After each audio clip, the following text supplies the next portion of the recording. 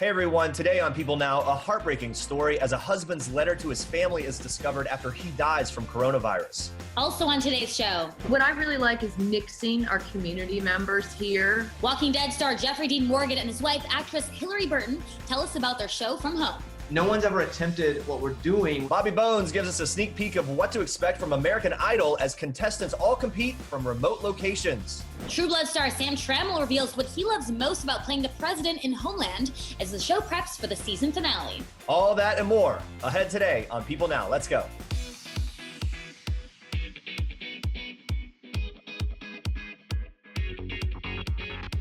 Hey everyone, welcome to People Now. I'm Andrea Boehlke here in Wisconsin. Happy Friday. We made it to the end of the week, which just feels like any other day now. Jeremy, how's it going in New York? It's going well. Yeah, it is Friday. It's gloomy here though. You've got the gloomy weather too, right? Yeah. Kind of feels that kind of vibe. I don't know, but I'm happy it's the weekend. We have a lot to get to today. We begin on a serious note. We start with a heartbreaking story, putting a face and a personal story to some of the coronavirus statistics. Jonathan Coelho is just 32 years old when he died on Wednesday. He had recently been intubated due to coronavirus, and though doctors gave him a very optimistic prognosis, he went into cardiac arrest. His wife of 7 years, Katie, shared the devastating news on their GoFundMe page, writing that even his nurse has no idea what happened and why. It was after his death that Katie noticed he'd left something behind, a heartfelt note for her and their two young children, which was jotted down on his phone before he was intubated. Katie shared the note in which she wrote in part, "I love you guys with all my heart, and you've given me the best life I could ever have asked for. I am so lucky. It makes me so proud to be your husband and father to Braden and Penny." He continued saying, "Katie, you are the most beautiful, caring, nurturing person I've ever met. You're truly one of a kind. Make sure you live life with happiness and that same passion that made me fall in love with you. Seeing you be the best mom to the kids is the greatest thing I've ever experienced." Jonathan then addressed his children, 10-month-old Penelope and 2-year-old Braden, who had been diagnosed with a number of health issues, including cerebral palsy. He says, "Let Braden know he's my best bud and I'm proud to be his father and for all the amazing things he's done and continues to do. Let Penelope know she's a princess and can have whatever she wants in life." And he ended the note by saying one more time, "I'm so lucky." According to the GoFundMe page, Jonathan tested positive for COVID-19 on March 26th. He was hospitalized for observation due to severe breathing issues. We're thinking of his family and loved ones, especially Katie, Braden, and Penelope at this time. All right, switching gears now. Ellen Pompeo is responding to backlash over resurfaced comments that she made about Harvey Weinstein. And she's claiming a 1-minute clip with her comments shared on social media was out of context. On Thursday, the Grey's Anatomy star responded to social media users who claimed that she had once placed blame on the women who accused Weinstein of sexual assault in 2017. The 1-minute video that is circulating on the internet was taken from an hour-long July 2018 Oxford Union panel. Let's take a look at some of her comments that have come under fire. We bear some responsibility, not all, but it takes two to tango, for sure. And that's not to blame the victims. That's just to say, I did go into a room with Harvey Weinstein. I sat at a table with him. I had probably a 2.5-hour conversation with him. He did nothing inappropriate toward me. Now, had he, I would have picked up that glass and smashed him across the side of the face with it. So, I mean, you know, it's all what we're willing to tolerate and our self-esteem and what are we going to put up with. In the full 2018 panel discussion, which is available on YouTube, Pompeo earlier called those in power who prey on others pigs who do disgusting things to women. She added that they have learned behaviors after generations of getting away with their indiscretions unscathed. She also said, quote, "People need to understand that it won't be tolerated, and then I think people need to be educated." After the clip caught the attention of Twitter users, she shared some tweets elaborating on her comments. In one tweet, she wrote in part, "Hey girls, sorry if video clips are upsetting. It's out of context and it's too serious a subject to talk about on a platform like this." In another one of her tweets, she incorrectly claimed her comments came before the New York Times story that kickstarted the hashtag #MeToo movement. In a separate tweet, the actress corrected herself, but said she had not seen the coverage before she talked at the panel. She also clarified that she was talking about harassment and not assault and didn't know Harvey Weinstein was a rapist at the time. Weinstein was convicted of rape and other charges earlier this year, and he was sentenced to 23 years in jail. Yeah, you can take a look at the full Oxford Union discussion on YouTube. The whole thing is there. And decide for yourself if you think her comments were taken out of context. All right, more than 12.3 million people logged into Fortnite on Thursday to experience rapper Travis Scott's in-game concert, including one very special audience member, Travis and Kylie Jenner's 2-year-old daughter, Stormi. She was there and active. I mean, isn't it crazy how many people tuned in? That's a lot of people. Unreal, yeah. Yeah, really cool event. Stormi made a special appearance on Travis's Instagram story during the event, even temporarily swiping her dad's PlayStation 4 controller. Take a look at this. My daughter just... Go ahead and go cop that merch. She... Now, Travis captioned the video, Stormi took over, be back one sec. Earlier on Thursday, Stormi made another surprise cameo when she accidentally crashed Travis's Instagram live video. In that one, she asked her dad, "What that's?" He then chuckles and says, "I don't know, it's live." Super cute. And, you know, just a kid being a kid, a reality that a lot of us are facing when we try to work from home or do anything at all from home. Kylie and Travis have been sharing a lot of sweet moments with Stormi on Instagram lately as they stay at home amid the ongoing coronavirus pandemic. Now, later that night on Kylie's Instagram stories, the 2-year-old was seen rocking an animal ear headband and a pair of cat-eyed sunglasses bedazzled with her name on them. Watch. I'll eat it. You can't eat it. I love it. Stormi, your t-shirt? What did you do for dinner time? You went crazy. I'll eat it. Kylie and Travis aren't the only ones in the Kar Jenner family sharing adorable photos of their kids right now. Kim Kardashian shared a sweet photo of her son Saint goofing around on Thursday, sticking his tongue out at the camera, holding his arms by his chest, and rocking a gold cross necklace. Saint's aunt Khloe Kardashian commented, "He's the absolute best," while Kim's friend Lala Anthony left the comment Sainty with a heart emoji. Kim recently opened up about life at home with her husband Kanye West and their 4 children amid the COVID-19 outbreak. During a call-in interview on The View, she said in part, "If I ever thought for a minute that I wanted another one, that is out the door. It's really tough." Luckily, she has Kanye to help out. A source tells people they have been taking turns caring for the kids. And last week, according to the source, he even took some of the kids to Wyoming to let Kim, quote, have a break. They recently purchased 2 massive properties near Cody, Wyoming, though Kim has previously said her family will not likely relocate there full-time. Pregnant Hilaria Baldwin gave fans a glimpse of her growing baby bump this week, posting a photo to her Instagram story looking cozy in a red flannel shirt after a late-night workout. In that caption, Hilaria revealed the late-night workout took place in her bathroom. Yeah, we're working out everywhere now. Earlier this month, she announced the news that she's expecting her 5th child with her husband, Alec Baldwin. And just 2 weeks ago, she posted another update to Instagram, which she captioned in part, "I'll let the baby do the talking because I don't have the words to express how this sound makes us feel." Take a look.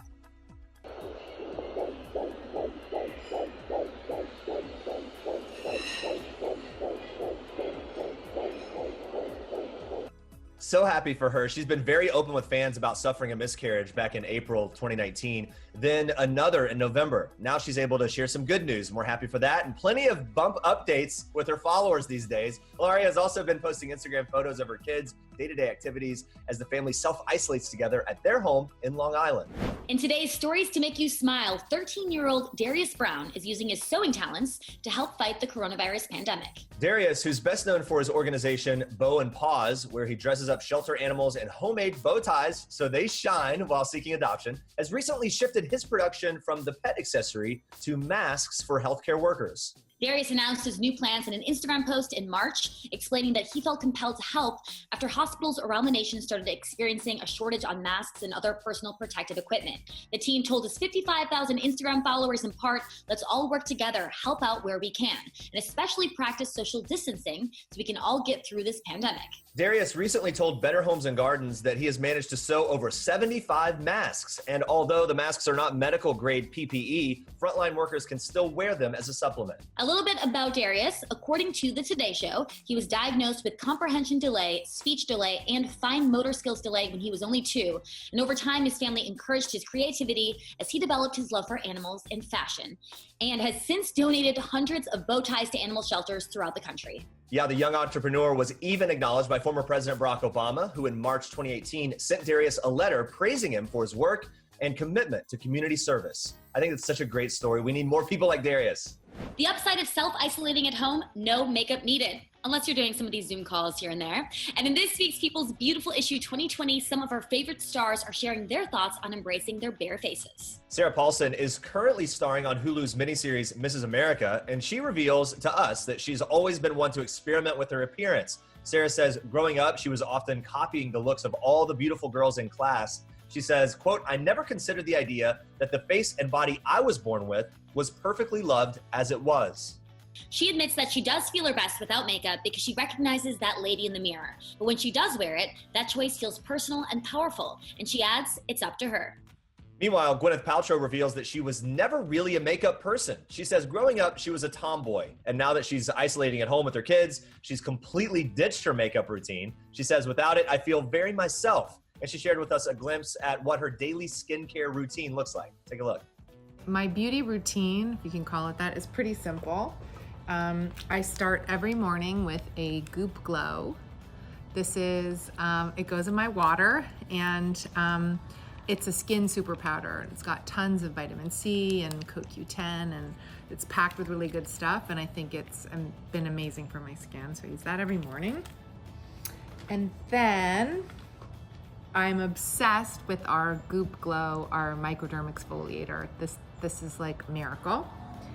And also Vintner's Daughter, the active serum, which is just gorgeous and smells so good and is packed with great botanicals.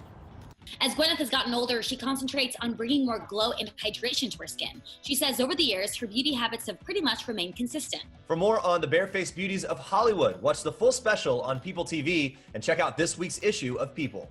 All right, stay with us. Wildlife expert Jeff Corwin is the creator of Nat Geo Wild's Alaska Animal Rescue. We're talking with him all about conservation in the time of the coronavirus. Plus, actor Sam Trammell is teasing up Sunday's much-anticipated Homeland series finale. Stick around for that. Hey, y'all, welcome back to Friday Night In with the Morgans. Shut up, who's calling? That's Gus's school. This is going swimmingly. Hey, welcome to the show, everybody. We don't know what we're doing, but we've got some really good friends hanging out with us this week. Friday Night In with the Morgans is a weekly video chat-based show hosted by the Morgans. Here to tell us all about it, please welcome to People Now. We've got Jeffrey Dean Morgan and Hillary Burton Morgan. How is it going? How are you two doing? I mean, we're hanging in there. We're doing well. Yeah. We're doing well. We're just, we're busy with the farm, busy with the kids, busy with the show. But Busy's good. Nice to get to talk to you guys. Busy growing that beard out. Look at that. Yeah, it might be a little out of control right now. Oh, that's a good look. I just found like a mouse or something in there. It's it's the quarantine look. I think everybody's doing it. We see a lot of eggs being laid. We wanted to know on the farm who's collecting the eggs, who's out there doing those early morning chores. I mean, it's Gus's job, but Gus hasn't picked up an egg in like 2 years. no. I do most of the farm stuff. All I right. get help from George a lot right now. She's big on doing anything with Dad. She just likes to drive around the farm and say hi to the animals. So I take her with me, which takes, usually feeding all the animals takes about an hour if I'm doing it pretty fast. With her, it's a good half a day. She's gonna talk. Wave at him. Yeah, everything slows down quite a bit, but it's been good. The family time has been nice out of this whole deal. So. Yeah, I relate to you guys. I'm actually on our farm in Wisconsin. So Oh, I know the farm life. What do you guys have there? We have horses, we have cows, we have a lot of birds. Oh, there you go. Yes, we have a lot. We also have puppies right now. Oh my God! What? Oh. Well, I wish we had puppies. We have baby ducks in Yeah, our living here. room. Hold on. Oh, in your living room? In our friggin' living room. They haven't got their feathers to like. Oh my gosh! Oh shush! Very cute. I mean, that's a baby, but that's not like a brand new baby. He What likes is the that? beard. Oh yeah. Is that like a couple weeks old? What? 2 weeks? They're Easter ducks. Thank you, Easter Bunny. And we've got, I don't know, how many we got there? There's like 6 of them sitting there right now. There's a half dozen. We had baby chicks earlier. They've already made their way outside. They're Right. bigger. So you guys are all busy Yeah, on the hey. farm. Any other activities that you've been doing with the kids, and how are they kind of taking this quarantine? Well, Gus just did his school project. They had to do these biography projects. And so he picked Walt Disney and put a lot of time and energy into his Walt Disney project. All the other kids at school, the instructions were to make a poster and then read your report in front of the poster. And our son, being a writer-director, decided to act it out, do various stages of aging, Locations. lots of different lighting setups. He did a mustache and he grayed throughout it. He got a little bit more silver as he aged. Wow. One of the more brilliant things that I've seen in ever filmed. So yeah, he's been doing that, filming stuff. George is with me doing farm stuff. And Gus has also helped Hillary with making masks it's a for good the show. community. Yeah. So you guys have a lot going on there. I know that I've got 2 little girls. My wife's upstairs with them right now doing the at-home school stuff. We've learned a lot of things about each other in this process. I thought I knew her really well. I now know that she can handle even more than I thought. Have you guys learned kind of more about each other, and who's kind of like the good hands-on? He's the rock. He's the one that's like, let's just be calm about this. I'm the one that gets like, Yeah, I can't fall apart because she does that for me. And then I wait till the house is all gone to sleep, and then I have my moments of, panic. What's going to happen? Yeah. You mentioned that Hillary's making masks for local hospitals and healthcare workers. Why was that so important for you to do? I think very quickly we realized how many friends and loved ones we have on the front line. You started to see your friends post on Facebook or just like in our text threads, like, oh no, I have to go in. And the immediacy of making sure that they have PPE becomes life or death, sending your friends into a really dangerous situation without the proper gear feels terrible. Your show, the concept, really interesting. What's your idea for this, or what was it when you were kind of going into it and conceived of it to start with? Well, I had just done an episode of The Talking Dead, which is kind of the post-Walking Dead show that we usually go to LA and sit on a couch and chat. And we had just done, I think, the first or second one via this technology. And I had done it, and I was driving and dropping off a load of Hillary's masks to the hospital, and I was coming back, and I was listening to Howard Stern, who was also shooting his show from home and using the Zoom technology. And I just emailed Sarah Burnett, the head of AMC, and I said, look, I don't know if there's a show in this, but I have an idea. We get together with our friends who we don't get a chance to see. We check in with them. Hopefully they're being productive, because I feel like we've got a factory here. And if they're not, we can give them a little push and shove, and bully them into it. We can bully them into it. And then we also, Hillary's thought was, we'll bring in somebody local from our community who can help, with advice or answer questions. And so we brought in our doctor friend, Shergim Kemp, who is awesome. And then on the episode that airs Friday, we have our local farm guru, Ed Hackett, who runs the local feed store here. Taking care of the whole community. Yeah.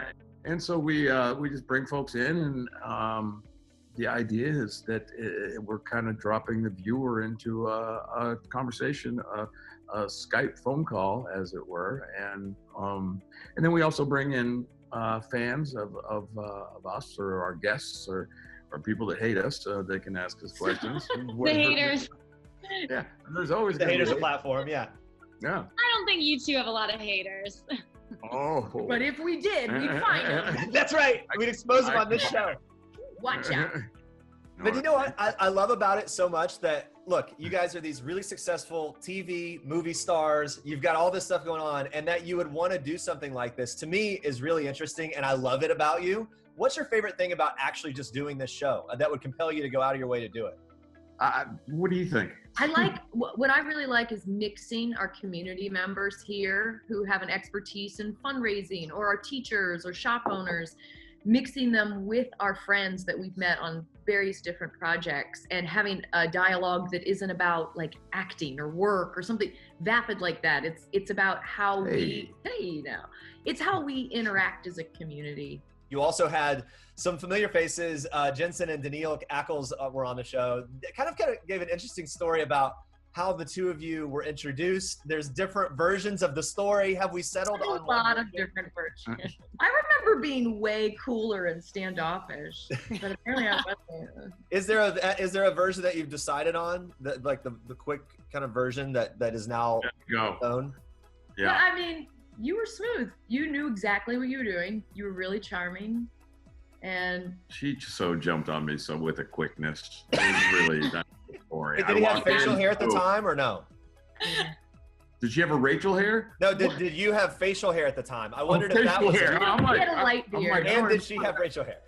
Yeah, she didn't have Rachel hair. I was like, I've never heard that before. Did you have Rachel hair? Yeah. She had some curlier hair then. Bright red hair then. And I always have a beard. It was just dark then. I don't know what the hell has happened in the last 11 years. Hard 11 my beard once looked like yours. I'm on my way. I just cover Oh my God, no, you're not, brother. No, you're not. You look good. I'm jealous. Thank you so much for joining us. And everyone, make sure to check out Friday nights in with the Morgans. It's Fridays at 10 p.m. Eastern on AMC. Thanks, guys. Thank you, guys. Thank you. After the coronavirus pandemic delayed filming for her cooking show, The Pioneer Woman, Food Network star Ree Drummond enlisted her husband and kids to help shoot 5 new episodes on their Oklahoma ranch. It's all part of The Pioneer Woman staying home. So how is the family actually doing in self-isolation? Well, Ree says this: we're adjusting to the new normal, but weird things like teenage boys being around 24/7. My daughter's back home. She says it's more mouths to feed, but nothing major. But filming a TV series at home with no production crew, no problem. Ree admits her kids are so bored they were happy to have a project. And she explains they shot everything on their iPhones and that they approached the whole thing like, let's just be messy about it, because that's exactly what this situation is. That makes sense. And the Pioneer Woman is unapologetically embracing the canned food, the dried herbs, and the frozen section. The first episode was shot with ingredients that she already had on hand. She says because that's how people are cooking right now, which is true. Love how she's kind of keeping it real there. Yeah, so you can watch The Pioneer Woman staying home Saturdays at 10 a.m. Eastern on Food Network. American Idol is back with new episodes Sunday, and with stay-at-home orders in place around the country, this will be the first time that the contestants will be performing entirely from remote locations. Radio legend Bobby Bones is the contestants' mentor again this season. He opened up to me about what fans can expect. It's been really wild because no one's ever attempted what we're doing, which is coming from 40 places at once, and just walking through rehearsals. And it's been pretty wild because there's a guy in Kansas City a person who is like a switcher, a hub switcher. And we have 20 contestants that are in 20 different cities. We have Lionel Richie, Katy Perry, Luke Bryan, Ryan Seacrest, and myself in 5 different places. And they're just having to bounce back and forth. It's unlike anything I've ever seen. And what I'm nervous about, which means it's going to be fun to see on TV, is how it's going to all come together on Sunday night. Right? Yeah, this big thing. I mean, for you, I guess from your perspective, how do you think this is going to affect the contestants as opposed to what would normally be going on the show? I mean, being at home, I guess for some people it could be better, for some people it could be worse. I don't know. I think you know this as well as anyone does, that in life, it's not if adversity is going to hit. It's when is it going to hit and how are you going to react when it happens? And what I talk to them about is, hey, this is just something that happens. Like maybe not this specifically, but there are always going to be things in your life, in your career that kind of sideswipe you. And you have 2 options, lay down or get up and keep going. And so once they kind of decide, okay, this is uncomfortable, and they've had to set up their own studios, but it's equalized. Everybody's playing from the same field. It is clunky at times for them because they're having to do things they've never done. But again, we're all rocking it together, Yeah, definitely. And do you have your eye on anyone in particular? I don't know who you've kind of connected with throughout this season. Well, I tend to be drawn to those that have stories like my own, who come from very little. So there are people that have had real struggles. For example, not so much of a struggle like I grew up with, a financial struggle, but like Arthur Gunn from Wichita, Kansas is from Nepal. And he doesn't speak English wonderfully. He's very soft-spoken. But holy crap, he gets on stage and he just dominates. And so I always like a story where someone just kind of is very meek and is like, I don't really know how to handle this real life thing. And then all of a sudden it's like, boom, on stage. Right. I love that.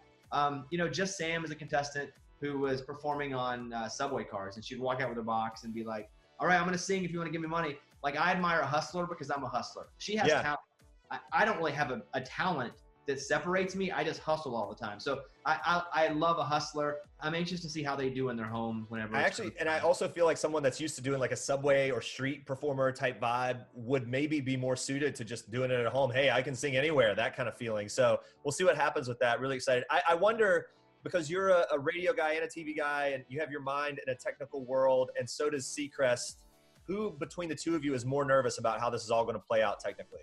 Well, Ryan's the greatest of all time at what he does. I don't think Ryan ever gets nervous. He's just like, this will work. It's good. Yeah. Ryan is the GOAT of hosts. I don't really consider myself a host as much as just someone who is able to, be funny and hopefully help people. But Ryan is the greatest. And, I'm talking with Ryan almost every day at this point. And he's just, okay, A, B, we got that. Let's go. I mean, he's just so good at what he does. So Ryan's not worried. And if he is, I can't tell. Me, I'm over here like, you know, can you hear this guitar? You know, and Ryan's just like, let's go. So he's good. I'm not. We're one hair trigger away from annihilation. Carrie, what did you do? Only you can stop this now. Homeland's season finale premieres this Sunday on Showtime. It's the show's 8th and final season, and it'll be an exciting moment for Homeland fans around the world. I got to chat with one of the season's stars, Sam Trammell, who plays President Benjamin Hayes. So I spoke with him about what fans can expect in the finale, Claire Danes' outstanding performance as Carrie Mathison over the years, and why he originally thought he wasn't quite the right fit for this role. Watch. My idea of myself was that it's always been like when I shave, I look 10 years younger. So I was like, there's no way they're going to believe that I'm the president because I'm going to look like I'm like too young. Yeah. And no, it wasn't a problem. You know, like I look older than I think I do clean shaven. Everyone's like, no, you're plenty old enough. Yeah. Like, yeah, they're like, no, it's not a problem. No, we believe. Yeah. But no, it's weird. Like I usually do have the scruff and long hair and so it was nice to do, you know, to play. I mean, I look at myself on that show with the suit and clean shaven and short haircut. And I'm like, who is that guy? You know? Yeah, who is this? No. It's actually been fun to see your interaction with some of the fans of Homeland on Twitter. A lot of people, you know, not necessarily in love with this character. Has it been interesting for you to play kind of someone that's a little disliked from the fan base? Yeah, and frankly, so happy that I am disliked because that's what we wanted. You know, we've achieved a goal. But it's fun. It's fun to see people just so angry and I can't even say what words they use to describe my character, but it's fun to read them. So 8 seasons of Homeland. The finale is here. Obviously, so much anticipation for that. You mentioned before the episode wasn't finalized by the writers until like 2 days before filming or something like that, which is pretty interesting and probably alludes to how much struggle there would be to get it right. What can you tease about the final episode? Well, the thing that series, I mean, I did True Blood for 7 years to the end. And the thing that series have to do in their final season is have a standalone season that's separate and that you'd want to watch, you know, on its own, but also wrap the whole thing up. And they're just doing both of those things beautifully. And it's really hard to do that. What I can tease for the final episode, even though I don't know the very end, like you said, is that there's going to be some like really shocking twists that you're not going to really expect, which though you would expect shocking twists from Homeland because they always I guess you would, right. Yeah, but you're not going to be able to guess, which is true. That's what fans love. I think there's going to be a great satisfaction that the fans get from the end and how it wraps up, especially the relationship between Saul and Carrie, because that's really, those are the two people that have been on since the beginning and people that, you know, the characters that people love. Yeah, Carrie Mathison has become this now iconic character. Claire Danes, so incredible. Talk to me some about her and just kind of your takeaway from that experience with her. I think she's one of our great actresses. I mean, I watch her and she brings so much to every scene. And I didn't get to work with her really. I just worked, there were a couple times maybe green screen where I was in the Situation Room, but I don't even think then. But I met her because she's, you know, Hugh Dancy's, she'd be around set. Right. And she's amazing. But she's just, I mean, I'm so impressed with the depth of her craft and how good she is. Sam is also starring in Netflix's upcoming series called Reckoning. The show is set to stream on the platform on May 1st. And he tells me what the series is all about. Watch. It's really like a family drama, psychological thriller about these two dads and their, you know, and their families. And one of them is a serial killer. And the other one is trying to catch this guy. And they're both kind of fighting with their own demons. The one guy who is overly obsessed with this killer, and the killer who's trying to stay sober, trying not to. So it's kind of a twist on the typical sort of crime show. And also because you see these families and they live in the same town. Aiden Young plays the other lead, and, you know, their wives, the relationship between the wives who get to know each other. And I mean, it's just, you just can't believe what's happening when you're watching it. And there's so many twists and it's so intense. And if you like sort of crime, you know, family drama type things, it's incredible. Sam is a busy man. He's also starring in the upcoming film Tiger Rising alongside Dennis Quaid and Queen Latifah. He shares with me what he admires most in each of his co-stars. Queen Latifah is awesome. I got to hang out with her a couple times, and she has such a warm energy, and she's so friendly, and she was listening to some new rap artist, and listening to her getting off on new music, and just seeing her in her element, and being like, oh, you're still making music, obviously, and you're still an artist, and you're still doing. I mean, like, it was just so cool to see somebody like that in their element, you know? Yeah. And I don't know. Dennis Quaid also with this whole now new music career that is kind of emerging with the band and everything else. It was a very musical cast. Are you a musician? I am a musician. Yeah, I play sort of piano and guitar. And so yeah. I'm just having like fanboy wish lists of the three of you sitting around just jamming. You, Dennis Quaid, and Queen Latifah, just bringing it all. Dennis Quaid, by the way, Dennis Quaid is legendary, and it was so cool to meet that guy and see him act. He's amazing in this movie. By the way, he is incredible in this movie. He does this sort of bad guy who's also sort of funny, which is so new. Who's sort of kid friendly and funny, but like bad and also funny for adult. He's a genius. That guy's really, really talented. Sam has a lot of projects coming out and in the works, but with everyone in self-isolation, his latest role is teaching and entertaining his 8-year-old twin sons. I'm busier than I've ever been. Oh yeah, right. It is kind of like, man, when do I get to go back to work to get a break from all the home stuff, right? No, it's unimaginable. Like, it's unimaginable if you told me that they were going to be out of school a month ago through the whole summer. You know, I wouldn't have been able to handle that information. Like, I'd be on the floor. And so what does your role in all of that look like day to day when you're not doing press for all your awesome new roles on big TV shows? Well, I mean, it's sort of like figuring out, there's a lot of emails that come in from the schools, and it's not like there's one email that says do this. There's 4 different emails of 4 different things they have to do for school. And then I would try to get them outside to play. You know, we play hoops or go skateboarding, or, you know, I have a yard, so that's great, so they can run around the yard. And it's about running off energy. Be sure to check out the series finale of Homeland when it airs this Sunday at 9 p.m. on Showtime.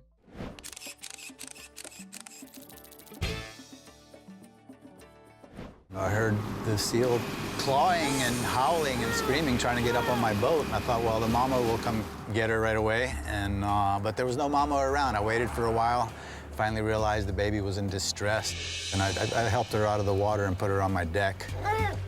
I got a hold of the Sea Life Center in Seward. I'd heard that they help with mammal rescues. And I have some pictures here. This harbor seal pup is coming in on a fishing boat near Cordova. Cordova is not on the road system, so getting an animal in from that area generally requires a plane flight. All right, guys, Nat Geo Wild's Alaska Animal Rescue. It's a new series that showcases powerful stories of the conservation heroes and all the efforts that are being made to save wildlife there in Alaska. To tell us more about the series, we're joined by creator and executive producer Jeff Corwin. Jeff, thank you for joining me. I'm delighted to be with you guys. I got nothing else better to do. Nothing else to do. By the way, you were showing me, you've got quite the setup there. Do you mind giving us a quick shot of the ocean, or is that something that Yeah, sure, I can try to do that. We live in a little island. Yeah. Tiny little 22-acre island. So this is the living room. Nice. Right there. Every mask has a story, I'm sure. Every mask has a story, usually involving a demon. Nothing weird about that. Here's the backyard. Oh, look at that. Now that's you would never think when you look at this that there's a pandemic, and this is my dog, one of my dogs. Oh, hey, buddy. Yeah, that kind of, I can get behind that kind of quarantine life. My goodness. But we're plugging along. We're surviving. We're getting through it. So tell me about this. I mean, you've done a lot, and obviously, like even just looking around the room there, you've got a lot of stories to tell. Why was Alaska the place to go and do this? Well, it's interesting.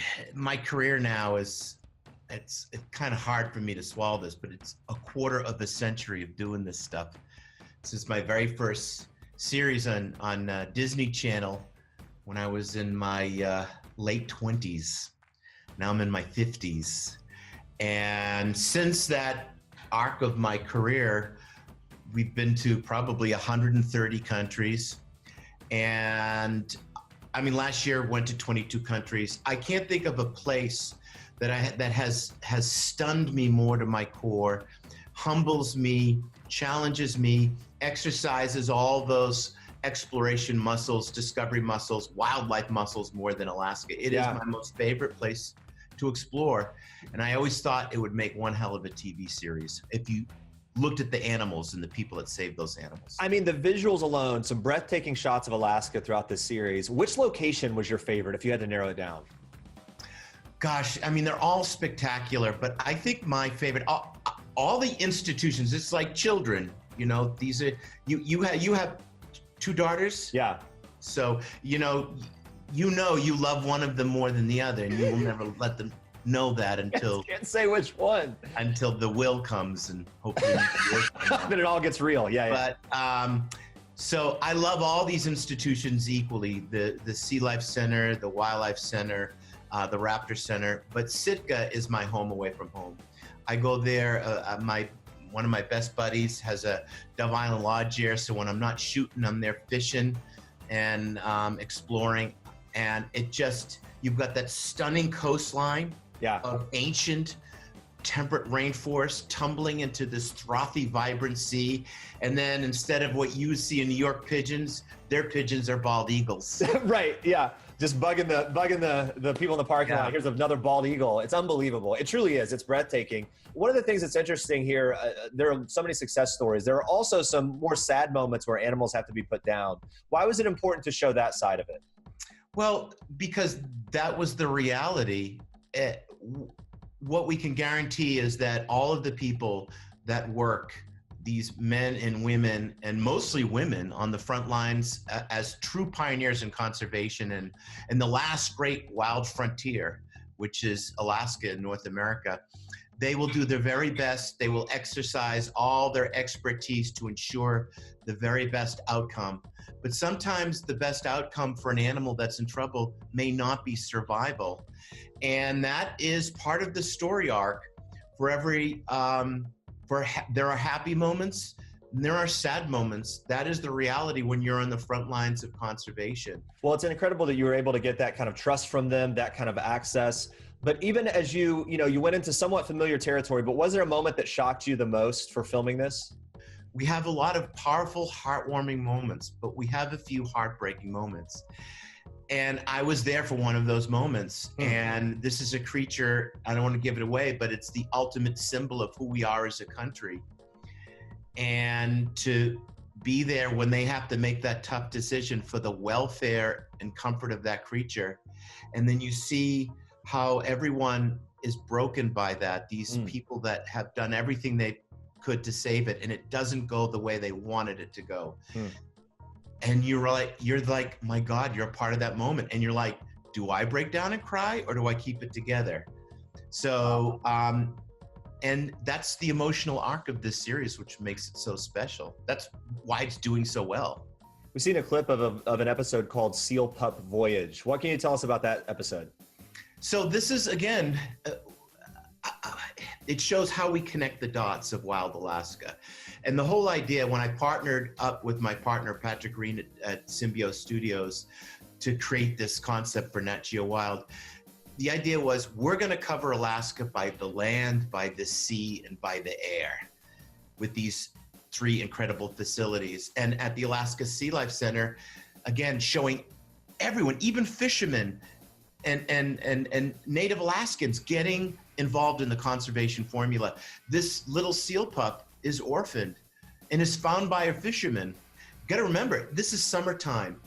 There's no time to waste. This is where you fill your bank account. This is where you get your survival stuff to survive the long Alaska winter. He doesn't have time to mess around with the seal, but he takes time out of his day to rescue a seal. But this is Alaska.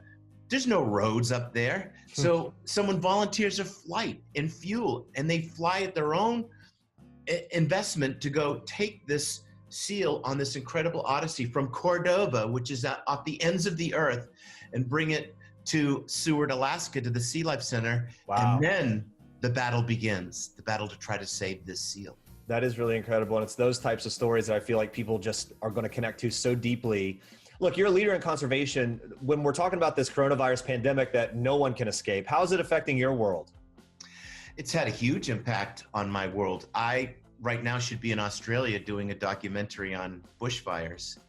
And it's incredible how this has had, the coronavirus has had such a powerful correction on our species. It's really humbling to find out, oh, we're made out of water and tissue and we're vulnerable. And to see how it has just turned the world upside down, financially, socially, culturally. And in some ways, we're seeing the earth is kind of going, thank you, a little bit, because we see the waters in Venice are crystalline, the fish are coming back. Right. In California, the skyline has never been cleaner. So yes, maybe the glass is half full in that world, but perhaps the reason why we're being so challenged with this coronavirus, this pandemic, is because of our lack of respect of sustainability, reaching into the Pandora's box of nature and making contact with the resource that we should have protected, which opened us up to a virus. That's actually a very interesting perspective. It's good to talk to you. I wish we had more time, but I really appreciate you taking a little of that time for us today. Thank you. Thank you very much. It was awesome. And guys, don't forget to catch Alaska Animal Rescue. It's on Nat Geo Wild Saturdays at 9 p.m. Eastern. Eric McCormick and Sean Hayes are the latest actors to swing by couch surfing to talk all things Will and Grace. They're going through all the seasons of the hit show that led up to Thursday night's series finale. No spoilers, we promise. Host Lola Oguneke asks Eric and Sean how Will and Grace would handle the pandemic and being isolated. Watch this. I think Will would be cleaning. I have this memory. This is a real memory from when I was a kid. I was always in my room. 8 hours a day I was in my room. But one day I took my doorknob off to put a poster up on the back of my door, and then I put the doorknob back on through the poster, and I didn't hook it up right. So suddenly I couldn't get out. I was locked in my room and I freaked out. And years later I thought, why did I ever freak out that day? I wasn't going anywhere anyway. But I have the feeling that Will and Grace, though they're together all the time, if they suddenly realized they couldn't leave the apartment, would kill each other. I think absolutely. that would happen. Maybe they would last maybe 72 hours. Maybe she'd eat everything from the fridge, and then he'd go all alive on her and just start naked and afraid. You can dive into all things Will and Grace when Couch Surfing drops on PeopleTV this Friday. All right, coming up next week, we're catching up with Tiffany Haddish, who's sharing some tips on how to handle dating during the coronavirus. I can't wait to hear from her. Plus, Dorit Kemsley is talking all things Real Housewives of Beverly Hills Season 10. Thank you so much for watching. Have a great weekend, and we will see you here next week. Bye, guys.